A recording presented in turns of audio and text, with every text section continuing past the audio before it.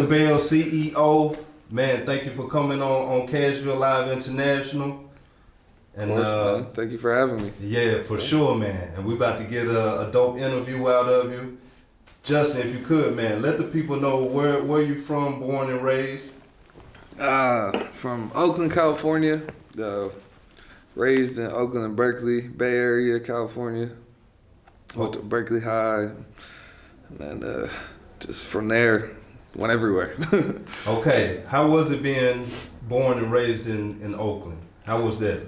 It was some wild times. There's definitely a lot of repressed memories of things that went on in the States, you know. Yeah. It's not you out here, man. You know how it is out there. Right. And to let the people know, right now we're in the Netherlands. We're in Den Helder filming.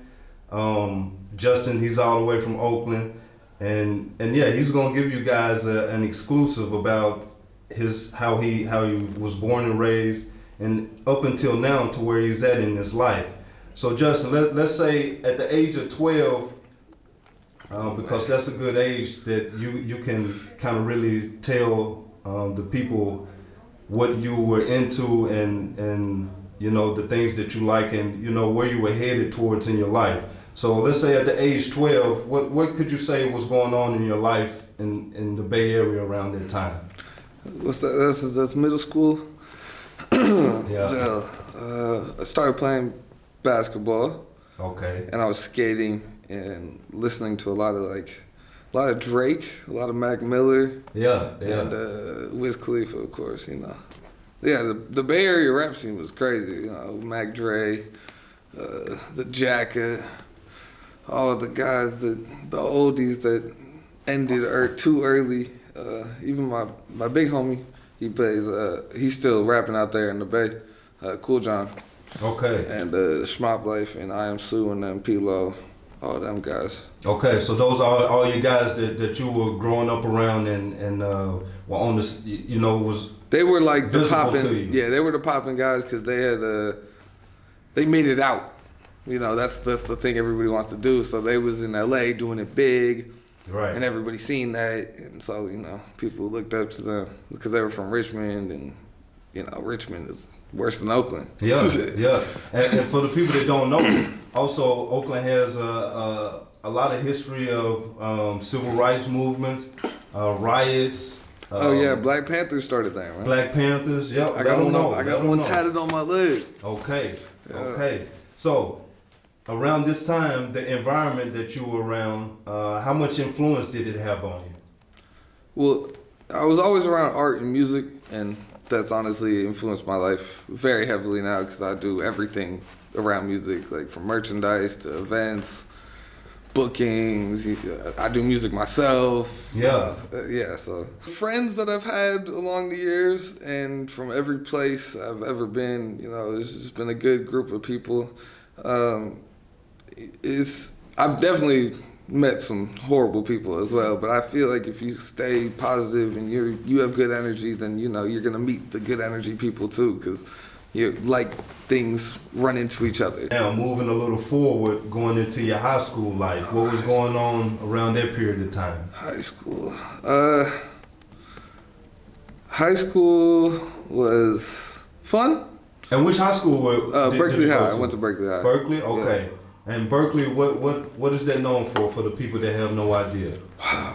Wild, open, free drugs, anti-war movements in the 70s and 80s and 90s and shit.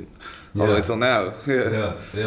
It's a very liberal city. I'd say that. Yeah. And high school was open campus. We could go outside for lunch.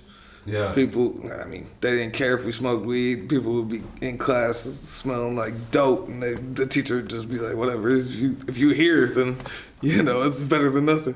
They happy to, just if you come. Yeah. Okay, yeah. So it was a place that, because, where I went to high school at, you couldn't leave for lunch. You had to stay on campus. Oh, yeah. So you guys could leave campus and come back whenever you wanted to. Yeah, no. We had security guards at every gate, but, you know, they didn't really care if we left or not. Like, that's on you. Okay. I mean, they call your parents, but, I mean. So security, wait. Are we talking about? Did y'all have metal detectors? No, that we type didn't, of stuff? we didn't have metal detectors, but we definitely had security. We had an on-campus police officer. There was a lot of fights that went down. I was in a lot of fights. Yeah. High school was interesting. Okay, were you involved in sports around that time? Yeah. Music? I was playing basketball mainly the entire time, and then my senior year, my basketball coach told me to play football, and so I played football and I got hurt, and I missed that basketball season. But I came back for the playoffs, and we actually went to state and for the first time in like 50, 60 years, something like that. I really don't. It was like a long time though. Congratulations on that, Thank man. you, man. Thank you. And you're a pretty big guy. What position did you play? I played 3, 4, 5.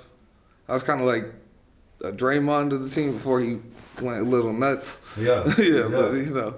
And what position in football did you play? Tackle, like offensive tackle, left tackle, right tackle. Okay. So yeah, you was quick on your toes, man, if you was playing those positions. Yeah, I had played soccer earlier in my life when I was a kid and stuff like that. So. Okay. What age did you begin playing soccer? Oh, early. That was like first grade, I think. Like first to fourth, something like that. So what is that? What years is that? It's like 7, 8. Yeah, something like around that time. Yeah. So you had the discipline from the sports and the coaches. So you know you just wasn't out there wilding out because you did have some type of structure going on. Oh yeah, for sure. Like I didn't really start partying or anything or getting into any of that stuff until like late junior year, early senior year when I knew my grades were good. I knew I was gonna be alright, even if I like didn't do well these last couple semesters. Like I was like, I could skate by, you know. Yeah, because we know in sports you have to have some type of you have to maintain some type of structure in order for you to still play. Yeah. You know, because if you get in trouble, most of the time you get kicked off the team or get kicked out of school. So. You were disciplined enough to have everything in order so you could still play. Oh yeah, for sure. That plays a large part of it. Yeah. Like I'd go to training sessions at like 5 a.m. So I'd have to be up by 4. You know, eat a quick breakfast, banana oatmeal, something like that, and then go to practice. I used to work a job at 4 a.m. before school some days, like a bakery job. Yeah. Let them know how that was, man. Because, you know. That was fun. Yeah, I got to make the croissants, you know, make the pizzas when I didn't have school and I could stay longer. Yeah, it was a good time. Yeah, nice. And when was your first job? What age was that? 13. Okay, so you started out early, man. I was working festivals. I was working food stands at festivals, doing the cash register and stuff like that. Yeah. And people don't know in your part of in the Bay Area, you guys have so many music festivals and stuff going on all around the year. Oh yeah, a lot of culture, a lot of different types of music. I was actually into like alternative rock music, indie rock music when I was younger. Yeah. And hip hop and rap obviously, but yeah, no, my mom played bass and my dad manages like bands and stuff like that for tour. Okay, man. Well, okay, you. Hey, wait a minute. We got to backtrack a little bit, man. You didn't say nothing about that. So tell me a little bit about. Well, that's because I didn't really let my father into my life until later in the year. So you know, it's not much there. You asking about high school still? You know, it still ain't there yet. Right. Understandable. Yeah. Well, we'll get to that because I think that plays a major role in where you're at today. Oh, for sure. That it's basically in your blood. You know, for you to be in the position that you're in. Yeah, I've always felt like music is in my blood for sure. Because my mom plays bass and my dad's always around music, sound engineer, tour manager, stuff like that. Yeah. And so, you know, I've always been around it and like at festivals when I was young, just there chilling, you feel me? Soaking up that environment. Yeah. Now, that explains why you like so many cultures and genres of music because you were around so many of those type of genres that you soaked it in and I don't think you was forced to like it. You were allowed to like it. It was an option for you to like it. Yeah, for sure. So that was free will from for you to pick it up. moving past the high school life, going into college. Where did you go to college at? I started off at Howard University. HBCU? Yeah, go Bison. HU, you know. Yep. But I was playing football there. I got a partial scholarship. And then the coaches got fired my second semester. So I went to JUCO in Santa Barbara, SBCC. And then from there, I went to San Francisco City. Okay. And then back to Howard because I stopped playing football because I got too many head injuries, man. That's shit dangerous. Yep. And for those who've never played football, that is a major problem in football right now. The head injuries, all type of injuries. You know, Yeah. give them a little bit about how you know. Oh, I have a little in details, you know. I mean, about what you had to go through. I still have back pain right now. I feel like a 50-year-old man sometimes. She be here. I mean, I be grunting like sitting down, and it's just like, oh, like I sound like an old man. It's crazy, but it was a great time. You know, I learned a lot of things. I trained with a lot of professionals, and it was amazing opportunities. Yeah. But it took me as far as it needed to take me. Okay, and let me ask, I want you to tell the people this because this happens to a lot of people. Maybe you go to a college for sports, and what you just said, the coaches that recruited you, once they got fired, then the other coaches may not have the interest in you, yeah, facts. that the old coaches had. Yeah, true. Now it's actually way better. Like, honestly, 2016 graduating high school year is like one of the worst years, I feel like, because we were on the cusp of everything. Like, after our year, I don't think you had to take a standardized test for college. It was either after our year, like 2 years or something like that. Okay. And then also in sports in the NCAA, they're getting paid now. They're getting paid millions of dollars. Like, some of these players are getting paid more than they probably get paid in the professionals. Like, some of the women are getting paid millions. Totally different than when we was in college. Man, what we had to we go was through. grinding. And a lot of people don't know how many hours we put in because I was a baseball player and basketball player in college. Man, give them a little bit about your training schedule. How much you guys train? Oh my God, that was a job. At least 3 times a day. So morning, and then we'd have weightlifting. If we had a morning practice, and then we'd probably weightlift later in the afternoon after classes, and then we'd have practice after that. Or if it's near a game day, we might not lift. We'll just do some watching film or, you know, going over plays and things like that. So basically, we're talking about a full-time job without even getting paid, basically. Yeah, and you're going to school. Yeah.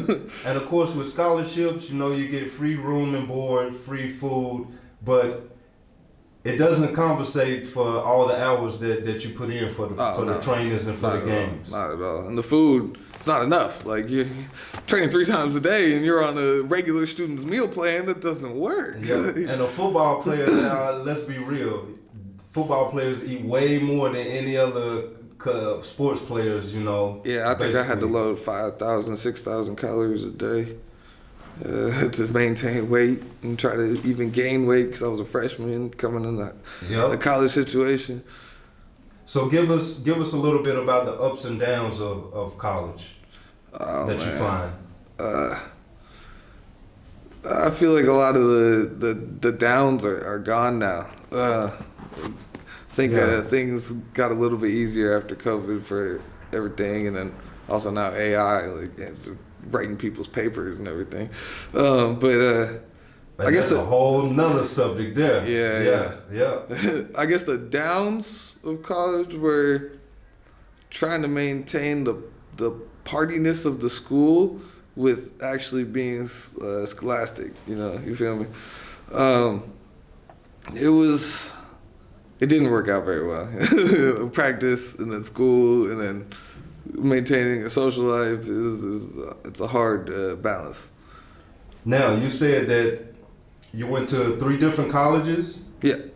and then you came back to Howard. Yeah, I came back to Howard right before COVID, just for business. I'd originally gone for coding, but I couldn't really stay up all night coding and then go to practice in the morning after 2 hours of sleep. Like it wasn't working out. So I went to business, and that's where I learned a lot of the business things I know now. But then I started managing artists, and I managed a TV host for Complex called Rax Hogan. And when COVID hit, I was already managing him, so my mentor now, Nelson Diaz, he had started paying me to manage, be his day-to-day person, and I started living in New York. He was basically paying for my apartment and phone in New York, so I could. So I was already getting paid, so I was like, fuck college, man. Excuse my French. Did you have a plan at first when you got recruited to play football in college? Did you have a plan on what you wanted to do in as far as your subjects or? Oh yeah. No, I went in with coding because I loved coding, and my mom's a software engineer, so I've been around coding as well. But I just couldn't manage coding and that. And then I started liking business more, and I was like, oh, okay, this is really me, you know. Yeah. Now, like I went to apps, or I was trying to make apps. Like I went to seminars for coding. I was really deep diving into it. how important is it for them to have a plan going into college and not just going because it's the thing to do? Oh, yeah, I think it's very important. I know a lot of people that switch majors a lot of times, and you're taking the wrong classes, and then you're reset, and so now you're paying more money because you're going 5 years instead of 4 or 3 sometimes. Like if you got a set plan, you could do 3. And if you're not on a scholarship, like you said, you're coming out of your pocket or you're taking loans or whatever, you know, to do those courses. I think Howard's tuition was about $12,600 a year. Oh no, a semester. Sorry, $12,600 a semester. So like $25 a year. Yeah. Yeah. So if you don't have a plan, you're basically just throwing money down the drain that you're having to pay back later on. Yeah, exactly. Okay, so it's very important for the people to have a plan instead of just going because, you know, everybody else is doing that. Yeah. And your business and networking in school, how important is that? It's very important. Howard taught me how to network like crazy. It was the black mecca. Like I know so many people from there. Like one of my friends, he worked for NASA. A lot of my friends work for the government now, or they're lawyers or doctors. Like it was the parties there weren't just parties; they were like networking events. HBCUs are, you know, the black conglomerate. So you know, it's a lot of good connections with powerful black people. You know. Shout out to Howard. My cousin, he went there as well. Yeah, nice, go Bison, man. And he got drafted in baseball, and he has nothing but good stories about Howard. After you graduated, after you got your degree from Howard. Oh, I didn't graduate. Okay, you didn't graduate. Yeah, at COVID, I dropped out because I was already doing what I wanted to do. I was managing. Okay, so like, you got what you needed. Yeah. And so you didn't have to go no further. Yeah, I was like, I'm not about, because I wasn't playing sports anymore, so I was like, I'm not about to pay for this, and I've got to do Zoom classes. Like, I'm already not good at online classes. Like, so let the people know now, because what you just said is you didn't have to have your degree to go further in what you wanted to do. Oh no, definitely. Once you got what you needed from school. Yeah, for sure. So how important is that also? I think the network is more than the degree. Let's put it that way. Howard's network has allowed me to do a lot of things, and even like saying that I went to Howard, like, oh shit, I went to Howard too, man. Like, what year did you go there? I was like, it doesn't really matter that you didn't finish, because we're still a family. You know? Now, after you got what you needed from Howard, where did you transition and move forward towards that? What was the step after that? What was the step? Oh, managing artists. Okay. So I was managing, like I said, Rax Hogan at first, getting paid for that. And let the people know what type of artist is that? Oh, he was. I mean, he did some rap, but now he makes carpets and he does chain stitching. You guys got to check him out. It's Rax on Instagram, you know. But he was working for Complex at the time. He was doing the tunnel takedowns for the NBA, so he'd like, the crazy fits from the tunnels in the NBA from the NBA players. Like he'd be rating them and be like, "Oh, this is like whack," or he'd be talking shit, you know. Okay. like a real New Yorker. Right. Right. Okay, man. So he's on the scene. Yeah, he's everywhere. Yeah. Okay. Now he actually was out here for a bit. He comes out here every now and again to Amsterdam. And works out here. Okay. With that being said, just you're not just a person that is staying in America doing business. You're international.